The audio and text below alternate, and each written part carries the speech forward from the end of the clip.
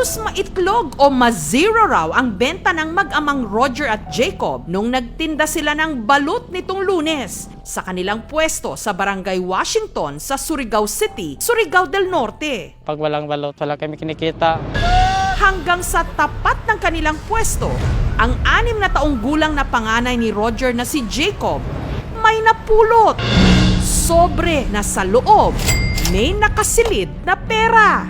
Bundle ng tigfa 500 pesos. Kinabahan po kasi malaki yung pera yung nakita ko. Nung binilang nila ito, umabot ng 50,000 pesos. Marami kong pera ng mga utang. Kung wala ang maghanap, sa amin na to. Pero kaninong pera ito? Ngayong aminado rin silang gipit. Ano kaya ang mananaig? Katapatan o tawag ng pangangailangan? Mahirap lang din po kami, kaya alam ko na pinaghihirapan din tong pera to ng may-ari.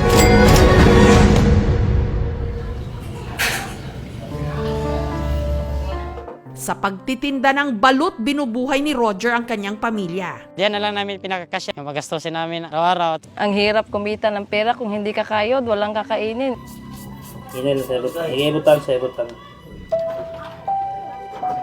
Nasa 800 to 1,000 pesos ang kinikita nila rito kada araw. Pero madalas, 300 pesos lang ang kanilang naiuuwi. Halos napupunta lang daw kasi ang kanilang benta, pambayad utang sa niloan nilang 35,000 pesos.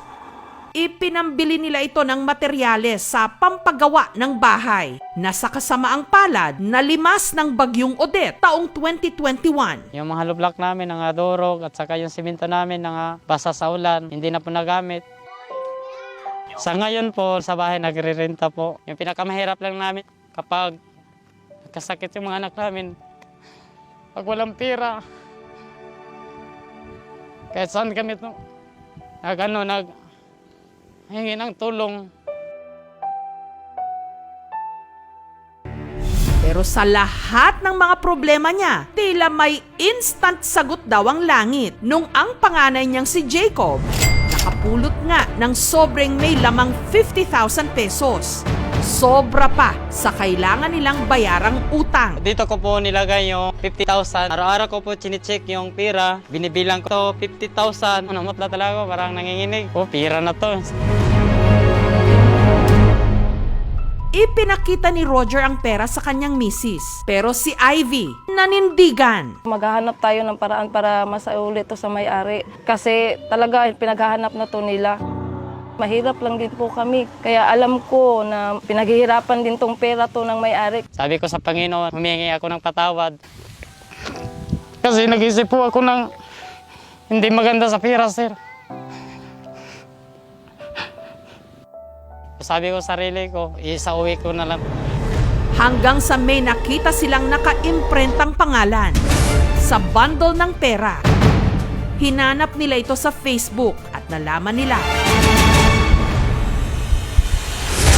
na hindi pala ito ang may-ari, kundi ang teller ng bangko na nag-issue ng pera sa nag-withdraw. Sabi niya na wala po daw nagrereklamo o nag-claim na nawala ng pera. Sinubukan naming kuhanan ng panig ang teller at ang bangko kung saan winithdraw ang pera. Pero hindi pa raw sila magbibigay ng pahayag hanggat wala pa rin ang resulta ng sarili nilang investigasyon.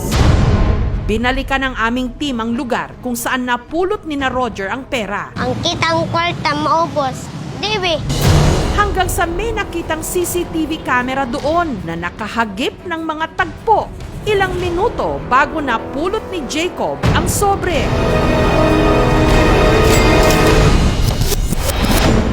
Sa kuha ng CCTV, makikita ang isang babae na bumaba sa itim na kotse, naglakad sa bangketa, kasama ang hawak niyang bata. Maya-maya pa, nalaglag na ang sobre. Lumingalinga siya at nagpatuloy sa paglalakad. Pero may isang bagay na palaisipan sa mga otoridad. Baka may nagbigay ng instruction to sa kanila. Diyan nyo ibaba, diyan nyo ihulog. Hanggang ang mga otoridad may natanggap na lead sa pagkakakilanlan ng babae sa CCTV. Siya na nga ba ang may-ari ng sobrang may laman na 50,000 pesos? Sinadya nga ba niyang iwan ang pera Sa investigation namin, yung pera talagang Ano ang kanyang motibo? First time talaga ang mangyari dito. Tuloy ang investigasyon sa aming pagbabalik.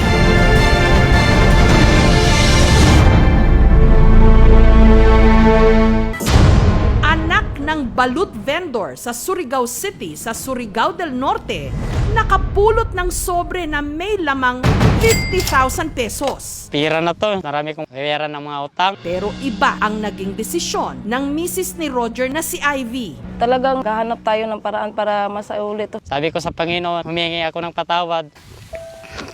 Kasi nag-isip po ako ng hindi maganda sa pera, sir. Sabi ko sa sarili ko, isauwi ko na lang. Sa pag-review ng CCTV sa lugar, nakita nila ang isang babae na hanggang balikat ang buhok, nakasuot ng blue-green na damit at asul na shorts. Hawak ang isang bata habang naglalakad sila sa bangketa. Ang babae humawak sa kanyang bulsa hanggang nalaglag ang sobrang nahulog sa kanyang likod. Lumingalinga siya at nagpatuloy sa paglalakad. 5 minuto lang ang nakalipas, tsaka naman makikita ni Jacob ang sobre na may 50,000 pesos ang laman. Ano, tatanong pa yan. Tatanong pa yan.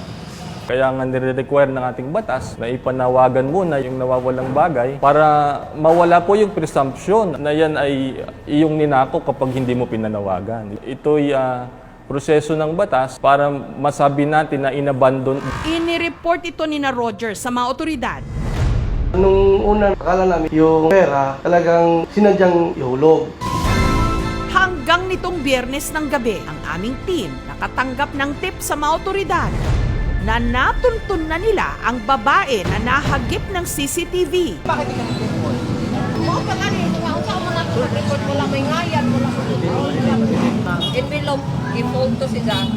Inimbitahan siya sa presinto. Tumanggi siyang ibigay ang kanyang pagkakakilanlan. Hindi rin siya nagbigay ng mas mahabang panayam.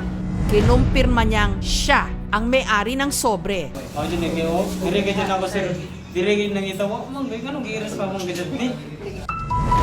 Na hindi raw niya napansing nalaglag. Itinanggi niyang sinadya niyang ihulog ang pera. Niloan daw niya yon para sa kanyang pagpapagamot. Happy talaga na nasa uwi namin. Kailangan talaga nilang pera. Salamat sila sa amin na uwi namin yung pera dahil yun sa anak ko. Sa mga nakakapulot ng hindi sa inyo, sana naman na maging kagaya tayo nila na hindi natin angkinin ang hindi sa atin. Nung una akala namin yung pera talagang sinadyang ihulog.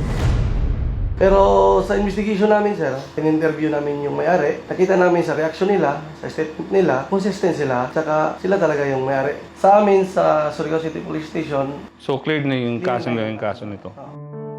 Balot man ng pagsubok at problema sina Roger, gipit man sila at lahat ng dahilan nasa kanila para pagkainteresan ang napulot nilang pera, hindi pa rin daw sila magpapasilaw dahil isa raw sila sa mga mas nakakaintindi sa pakiramdam ng nawalan. Mahirap lang po kami. Importante po sir na hindi may makagawa ng hindi maganda sa iba yung pera magamit namin na hindi sa amin.